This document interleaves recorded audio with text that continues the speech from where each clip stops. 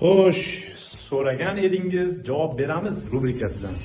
Bugungi mavzuyimiz mana shu ko'k va qizil bakla.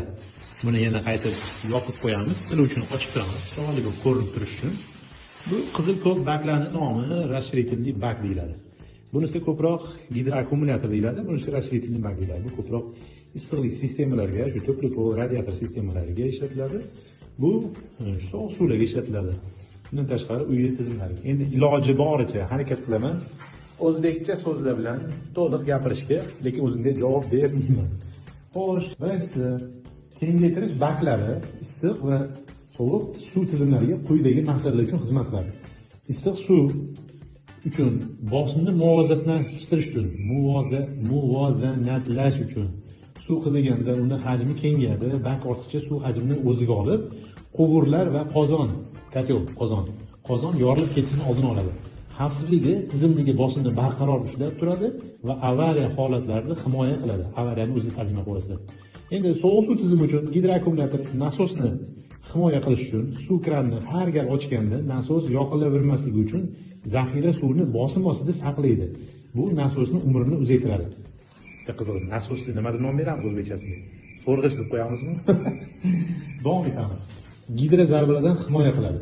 Kran to'satdan yopilganda yoki nasos ishga tushganda quvurlardagi bosimni zarbasini yumshatadi. Zaxira suv elektr o'chgan holatda bak ichidagi ma'lum miqdordagi suvdan foydalanish imkonini beradi. Mana shu joyi zo'rda ko'ribsiz. Endi bular ikkalasining asosiy farqi issiq suv uchun odatda qizil rangda, yuqori haroratga chidamli membranaga ega. Sovuq suv uchun odatda ko'k rangda, ichimlik suv uchun xavfsiz bo'lgan, sanitariya talablariga javob beradigan materiallardan tayyorlanadi. Tanlash sistemaga buni jami mana shu turbalar ichidagi, katyollar ichidagi, to'pli radiatorlar ichidagi suvlarni hisoblaysizda 10-15% ni ko'paytirasiz. Misol 100 litr suv bo'lsa, butun sistemada 10 litrlik rashbak yoki 15 litr zapasini qo'yasizlar. 200 litr bo'lsa 30 litrlik rashbak qo'yasizlar.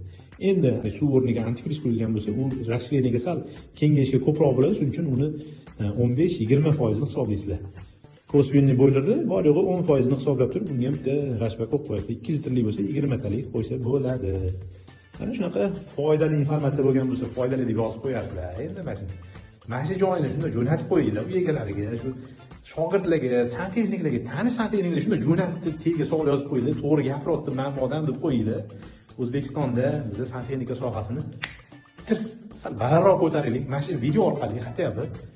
Yana qaysi kontentlar, nima mavzu to'g'risida gapirishimni shuni kommentariy yozib olsanglar, xursand bo'lamiz. Foydali yozib qo'yinglar, undan ham battar xursand bo'lamiz. Sog' bo'linglar, charchamanglar.